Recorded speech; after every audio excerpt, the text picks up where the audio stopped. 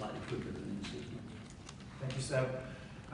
The 3rd of April indeed marked my 6-month anniversary at the IAAF. It's been an incredible experience. Been drinking drinking from a fire hose, and some days have been longer than others, sure.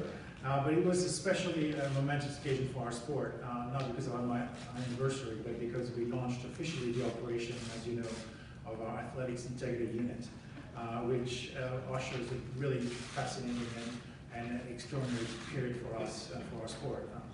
I would like to start, if possible, with some quick observation.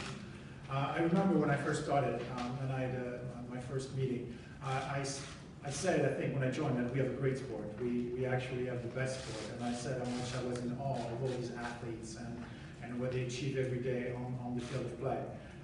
And I still do. I still completely do, and I'm still 6 months later impressed by that. I've had the chance to travel the world. I've seen big events, small events. I've been to Australia. I've witnessed the innovation of nitro. I went to Kampala to see the amazing achievement of the world cross-country runners. I went even to Jamaica to see some development meets and some high school meets, and I saw over there the amazing excitement that they bring to local communities.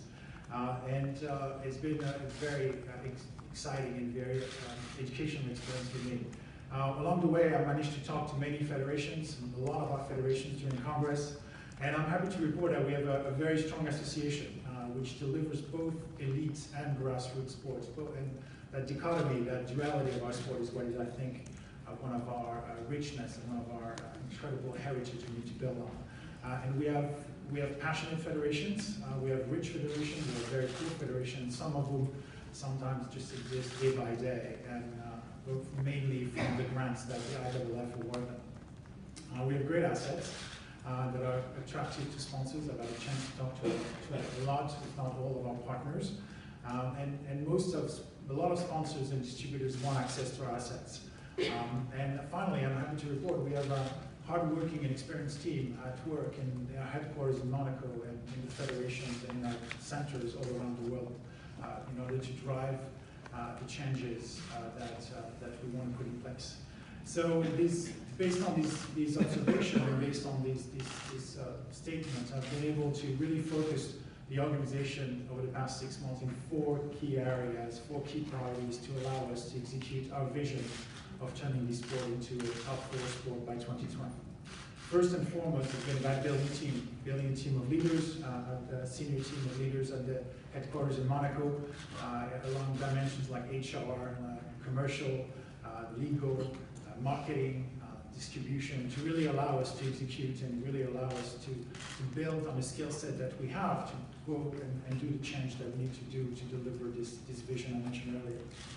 Secondly, I've been focusing on processes, and I think I'm not really exaggerating by saying that we're very few processes, if at all, across the organization. So the reform that we voted on this past December allowed us and helped us really build on these processes and establish these processes for the sport to really live and grow on a global basis. And now we're implementing this process, and it's really small ranging as well as far ranging. The biggest, as I mentioned in the introduction, the biggest of those has been the establishment of the Athletics Integrity Unit and all the processes that come along with it, the requirements and the establishment of a vetting panel to get the sport through the level of governance and excellence that it requires, and of course along the way improve upon some other processes, I would say more internal processes, finance processes, approval processes, as well as eventually the IT process, the IT systems that we need to improve upon. The third aspect or the third area of focus for me has been partners and partnerships. And it goes without saying that all sport, the entirety of the sport will work on a multi-layered partnership level. Partnership at a global level, partnership at a regional level, partnership at a local level.